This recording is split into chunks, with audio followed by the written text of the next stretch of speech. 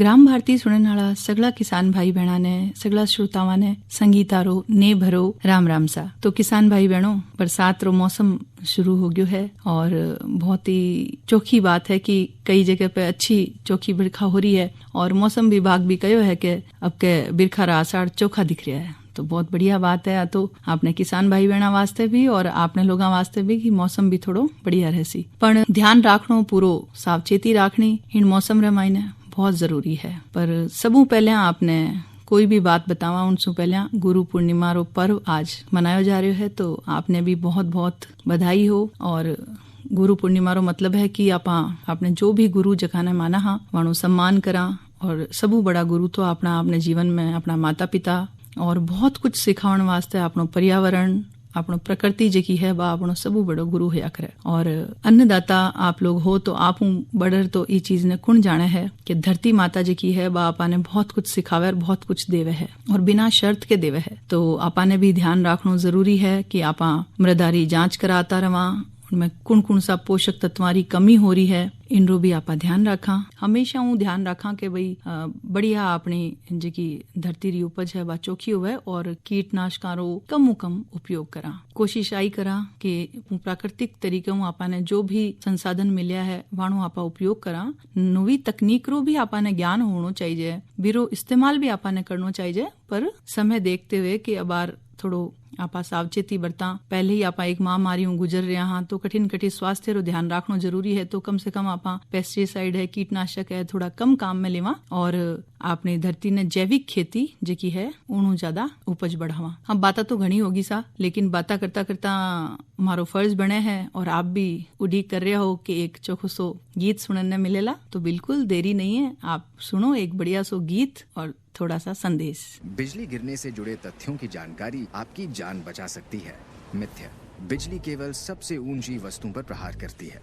तथ्य, बिजली कहीं भी गिर सकती है। पेड़ों की जगह जमीन पर, खंभों की जगह पास पड़ी कारों पर या इमारत की जगह पार्किंग स्थल पर। मिथ्या, बिजली तूफान के दौरान पेड़ के नीचे आश्रय लेना सुरक्षित है। तथ्य, अगर बिजली पेड़ पर गिरे तो आपको करंट लग सकता है या पेड़ के गिरने से चोट लग सकती है। मिथ्या, रबर के टायर आपको बिजली से सुरक्षित रखते हैं। तथ्य, हर तरफ से बंद वाहन की धातु से बनी सतहें और छत आपको सुरक्षित रखती हैं, रबर टायर नहीं। ट्रैक्टर, मोटरसाइकिल, रिक्शा जैसे खुले वाहन सुरक्षित नहीं है। मिथ्या, बिजली से पीड़ित व्यक्ति को छूने से करंट लग सकता है। तथ्य, मानव शरीर बिजली संग्रह नहीं करता। प्राथमिक उपचार देने के लिए बिजली पीड़ित को छूना पूरी तरह से सुरक्षित है। तैयारी में ही समझदारी। NDMA एवं IIPHG द्वारा जनहित में जारी। अरे काका, खुशखबरी मिली के नहीं? अरे खुशखबरी नहीं, सौगात कहो। अब देखना सबको मिलेगा पानी। हाँ काका, जल जीवन मिशन के अंतर्गत सरकार द्वारा राजस्थान के हर घर तक नल से जल पहुंचाने का संकल्प लिया है। अब प्रदेश में शहरी क्षेत्रों की तरह ग्रामीण क्षेत्रों में भी नल के माध्यम से घर घर तक जल पहुंचाने का कार्य शुरू कर दिया गया है। काका, अब वो दिन दूर नहीं जब घर में पहुंचेगा नल से स्वच्छ जल। राजस्थान सरकार द्वारा जनहित में। मेहनत कश किसान की मेहनत रंग लाएगी, खेतों में लहराती हरियाली आएगी, पर देखना इस बार मौका चूक ना जाना। फसल बीमा से फसल और अपना कल दोनों सुरक्षित जरूर कराना। राजस्थान के 12, बाड़मेर, धौलपुर, हनुमानगढ़, झुंझुनू, करौली और उदयपुर जिलों में एग्रीकल्चर इंश्योरेंस कंपनी द्वारा प्रधानमंत्री फसल बीमा योजना के अंतर्गत प्राकृतिक आपदाओं, सूखा, बाढ़, ओला, भूस्खलन समेत रोगों और कीटों से फसलों को होने वाले नुकसान की स्थिति से बचाव के लिए फसल बीमा की विशेष सुविधा प्रदान की जा रही है। इस योजना के अंतर्गत बाजरा, ग्वार, मूंग, मोठ और अन्य अधिसूचित फसलों का किसान द्वारा देय प्रीमियम मात्र 2% होगा एवं वार्षिक वाणिज्यिक फसल कपास के लिए मात्र 5% होगा। बीमा बैंक की शाखाओं, सहकारी समितियों, जन सेवा केंद्रों या कंपनी के बीमा प्रतिनिधि द्वारा कराया जा सकता है। अंतिम तिथि 31 जुलाई है। अधिक जानकारी के लिए हमारे टोल फ्री नंबर 1800-419-6116 पर संपर्क करें। Agriculture insurance company of India limited, संपन्न भारत की पहचान, बीमित फसल, खुशहाल किसान। बीमा आग्रह की विषय वस्तु है। प्रसारित। सुनो जी, गर्मियाँ आ रही हैं और भूजल स्तर गिरता ही जा रहा है। गाँव और बच्चों के भविष्य के लिए कुछ सोचा है? सही कह रही हो, जमीन भी हो जाएगी बंजर अगर ऐसे ही गिरता रहा भूजल स्तर। इस बार भूजल स्तर बढ़ाकर ही रहूंगा। ऐसा क्या करोगे? गांव के मौजूदा तालाब को गहरा करूंगा, खेतों में बूंद बूंद व फव्वारे द्वारा सिंचाई को बढ़ावा दूंगा कम पानी वाली फसलों का उपयोग करूंगा। गांव के एनीकट और बावड़ी का रखरखाव कर व्यर्थ में बहने वाले वर्षा जल की हर बूंद का सदुपयोग करूंगा। इतना सब कुछ अकेले करोगे? जन सहभागिता से ग्राम सभा में प्रस्ताव अनुमोदन करवाकर संबंधित विभाग जैसे कृषि, उद्यानिकी, भू संरक्षण, जल संसाधन, पंचायती राज आदि की कार्य योजनाओं के माध्यम से अटल भूजल योजना के अंतर्गत अधिक से अधिक प्रोत्साहन राशि का लाभ गाँव को होगा। मतलब गाँव की पानी की दिक्कत खत्म और आने वाली पीढ़ी के लिए पानी की व्यवस्था। राज्य की समृद्धि का हल, राजस्थान अटल भूजल, भूजल विभाग द्वारा जनहित में प्रसारित। घर घर में जल, हर घर में नल, लाया जल जीवन मिशन। जल जीवन मिशन, अब ना होगी दूषित जल से बीमारी, स्वस्थ रहेंगे बच्चे और नर नारी, ये है जल जीवन मिशन। अब पहुंच रहा है हर घर।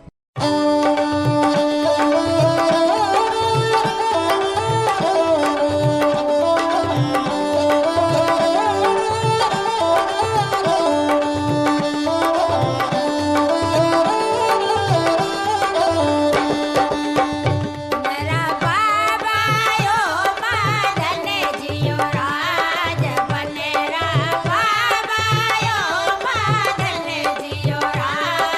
बने थे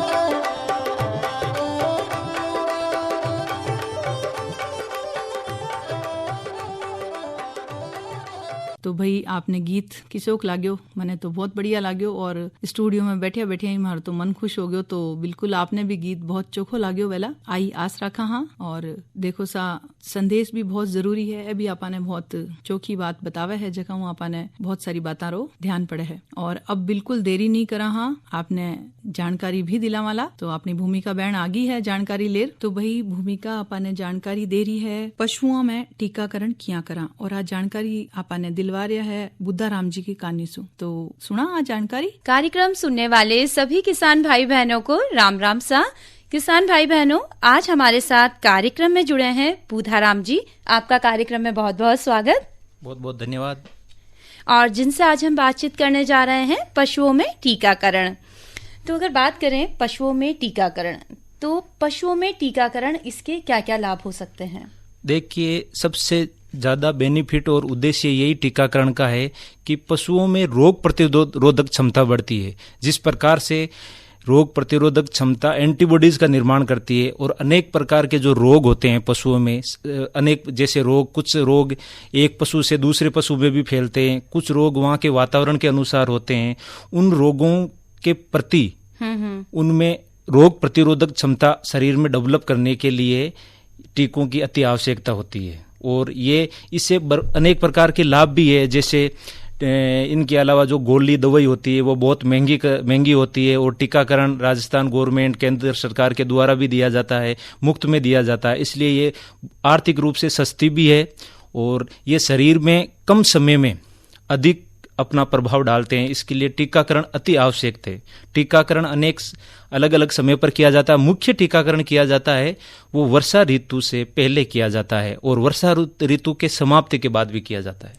बिल्कुल, जैसे कि अगर हम बात कर रहे हैं टीकाकरण की, तो टीकाकरण की आवश्यकता क्या एक ही टीके की आवश्यकता होती है, या फिर कितने टीके पशुओं को लगाए जाते हैं? नहीं, साल में लगभग वर्ष के अंदर टीकाकरण 2 या 3 बार किया जाता है। अलग अलग डिजीज होती है, उनके आधार पर किया जाता है। तो हर टीके की क्या अलग अलग विशेषताएं होती है? बिल्कुल अलग अलग विशेषताएं होती है।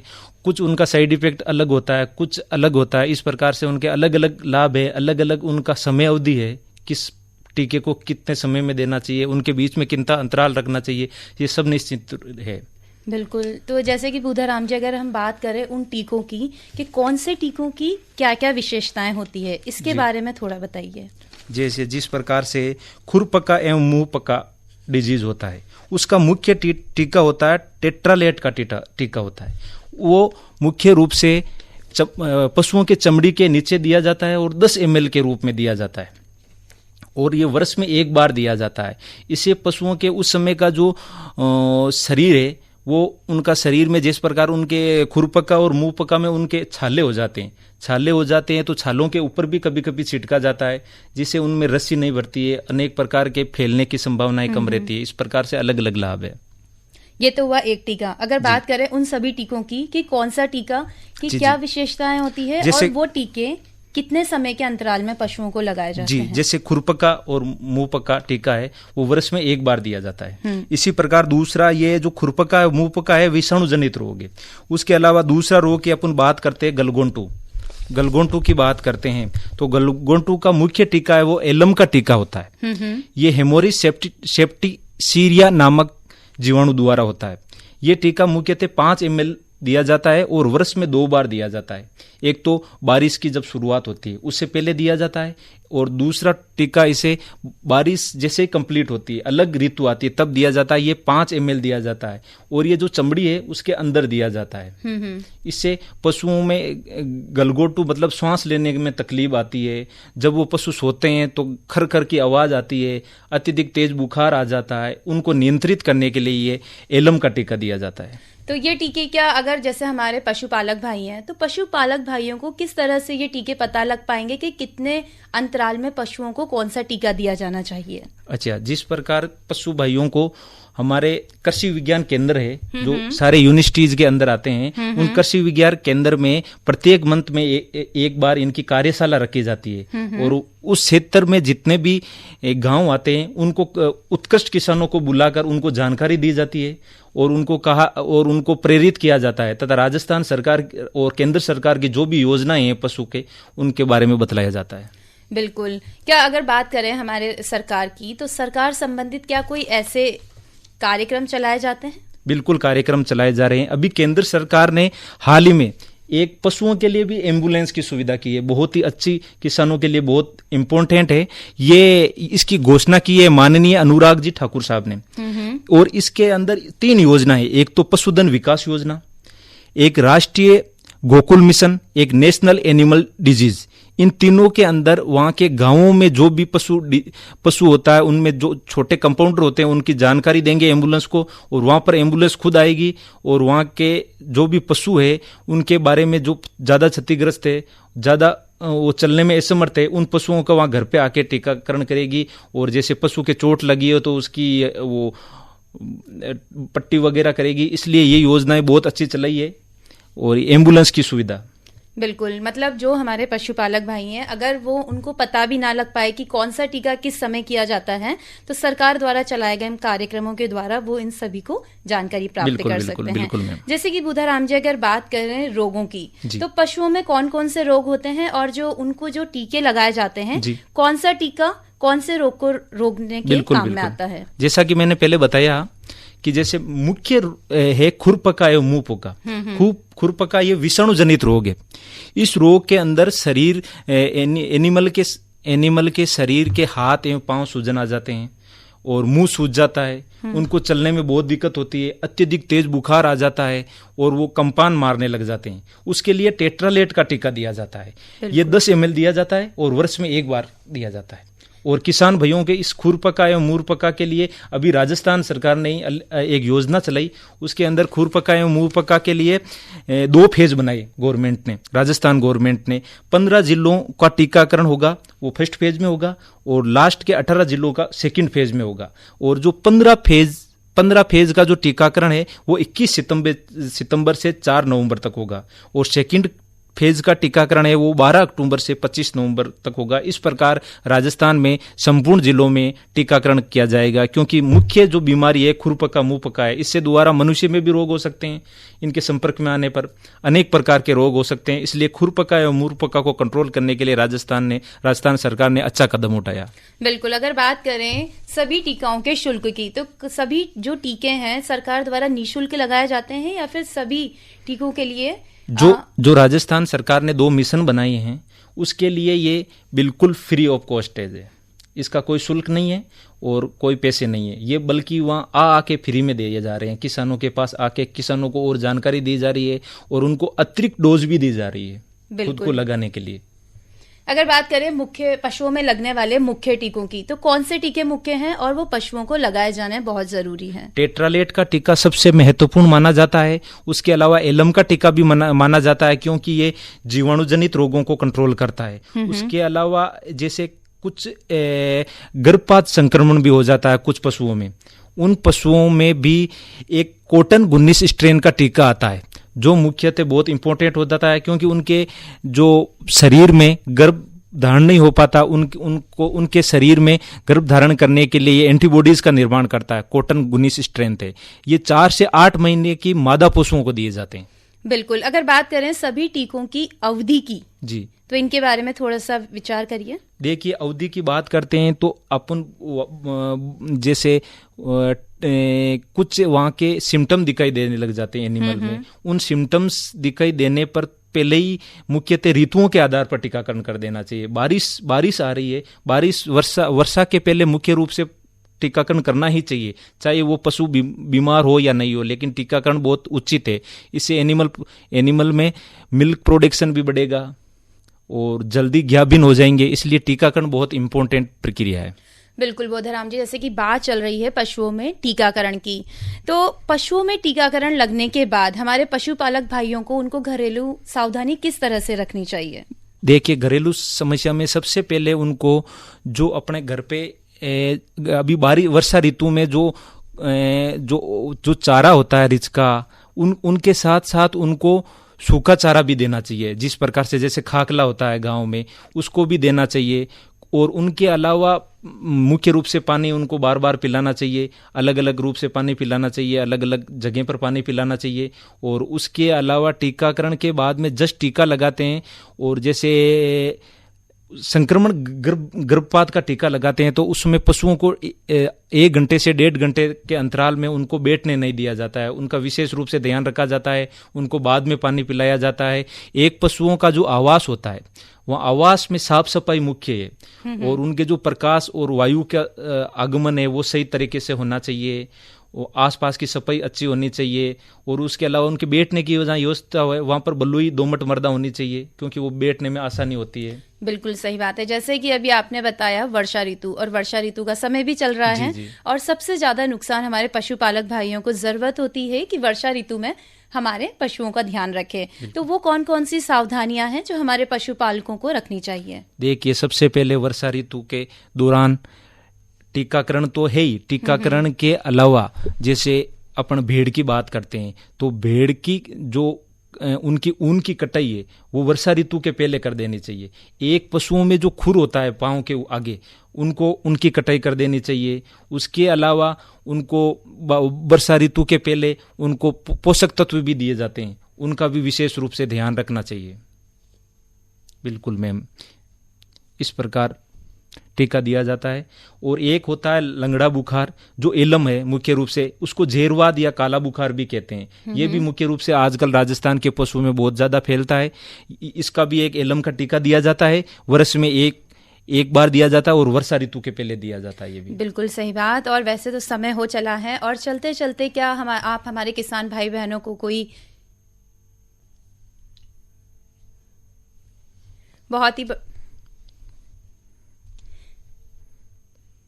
बहुत ही बढ़िया बात, बुधाराम जी आप हमारे कार्यक्रम में आए, किसान भाई बहनों के साथ इतनी बढ़िया जानकारी साझा करी कि पशुओं में टीकाकरण कैसे लगवाया जाए, इसके लिए आपका बहुत बहुत धन्यवाद। बहुत बहुत धन्यवाद। तो भाई हमारे सगले श्रोतावां ने आ जानकारी की सीख लागी और सबू पहले तो भूमिका और बुधाराम जी ने घणो घणो धन्यवाद कि आप इतनी चोखी जानकारी माने दिलाई। और भाई धन्यवाद कोरो कोरो कुन देवा तो एक चोखो सो गीत सुना दिया और बी के बाद थोड़ा सा संदेश भी।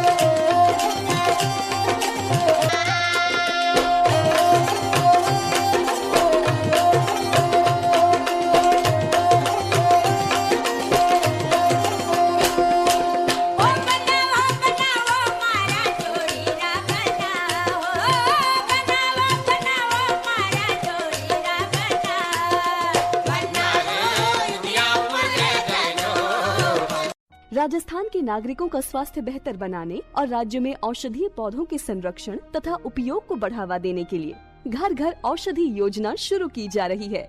इसके अंतर्गत तुलसी, गिलोय, अश्वगंधा और कालमेघ जैसे औषधीय गुणों से युक्त पौधों को वन विभाग की पौधशालाओं में विकसित कर राज्य के प्रत्येक परिवार को वर्षा ऋतु में वितरित किया जाएगा।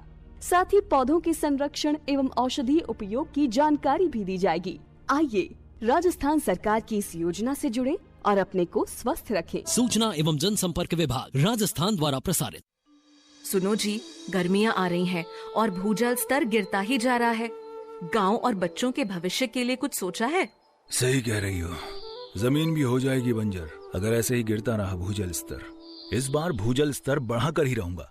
ऐसा क्या करोगे? गांव के मौजूदा तालाब को गहरा करूंगा, खेतों में बूंद बूंद व फव्वारे द्वारा सिंचाई को बढ़ावा दूंगा, कम पानी वाली फसलों का उपयोग करूंगा, गांव के एनीकट और बावड़ी का रखरखाव कर व्यर्थ में बहने वाले वर्षा जल की हर बूंद का सदुपयोग करूंगा। इतना सब कुछ अकेले करोगे?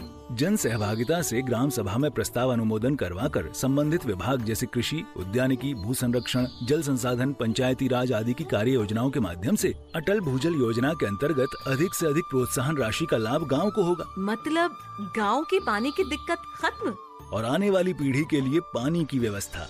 राज्य की समृद्धि का हल राजस्थान अटल भूजल, भूजल विभाग द्वारा जनहित में प्रसारित। मेहनत कश किसान की मेहनत रंग लाएगी, खेतों में लहराती हरियाली आएगी, पर देखना इस बार मौका चूक ना जाना। फसल बीमा से फसल और अपना कल दोनों सुरक्षित जरूर कराना। राजस्थान के 12, बाड़मेर, धौलपुर, हनुमानगढ़, झुंझुनू, करौली और उदयपुर जिलों में एग्रीकल्चर इंश्योरेंस कंपनी द्वारा प्रधानमंत्री फसल बीमा योजना के अंतर्गत प्राकृतिक आपदाओं, सूखा, बाढ़, ओला, भूस्खलन समेत रोगों और कीटों से फसलों को होने वाले नुकसान की स्थिति से बचाव के लिए फसल बीमा की विशेष सुविधा प्रदान की जा रही है। इस योजना के अंतर्गत बाजरा, ग्वार, मूंग, मोठ और अन्य अधिसूचित फसलों का किसान द्वारा देय प्रीमियम मात्र 2% होगा एवं वार्षिक वाणिज्यिक फसल कपास के लिए मात्र 5% होगा। बीमा बैंक की शाखाओं, सहकारी समितियों, जन सेवा केंद्रों या कंपनी के बीमा प्रतिनिधि द्वारा कराया जा सकता है। अंतिम तिथि 31 जुलाई है। अधिक जानकारी के लिए हमारे टोल फ्री नंबर 1800-419-6116 पर संपर्क करें। Agriculture insurance company of India limited, संपन्न भारत की पहचान, बीमित फसल, खुशहाल किसान। बीमा आग्रह की विषय वस्तु है। बिजली गिरने से जुड़े तथ्यों की जानकारी आपकी जान बचा सकती है। मिथ्या, बिजली केवल सबसे ऊंची वस्तुओं पर प्रहार करती है। तथ्य, बिजली कहीं भी गिर सकती है। पेड़ों की जगह जमीन पर, खंभों की जगह पास पड़ी कारों पर या इमारत की जगह पार्किंग स्थल पर। मिथ्या, बिजली तूफान के दौरान पेड़ के नीचे आश्रय लेना सुरक्षित है। तथ्य, अगर बिजली पेड़ पर गिरे तो आपको करंट लग सकता है या पेड़ के गिरने से चोट लग सकती है। मिथ्या, रबर के टायर आपको बिजली से सुरक्षित रखते हैं। तथ्य, हर तरफ से बंद वाहन की धातु से बनी सतहें और छत आपको सुरक्षित रखती हैं, रबर टायर नहीं। ट्रैक्टर, मोटरसाइकिल, रिक्शा जैसे खुले वाहन सुरक्षित नहीं है। मिथ्या, बिजली से पीड़ित व्यक्ति को छूने से करंट लग सकता है। तथ्य, मानव शरीर बिजली संग्रह नहीं करता। प्राथमिक उपचार देने के लिए बिजली पीड़ित को छूना पूरी तरह से सुरक्षित है। तैयारी में ही समझदारी। NDMA एवं IIPHG द्वारा जनहित में जारी। अब किसान भाई बहनों जिया की आप जानो हो, घड़ी इशारो कर रही है, चालने रो बकत हो रही है। अब देव सा विदा, राम राम।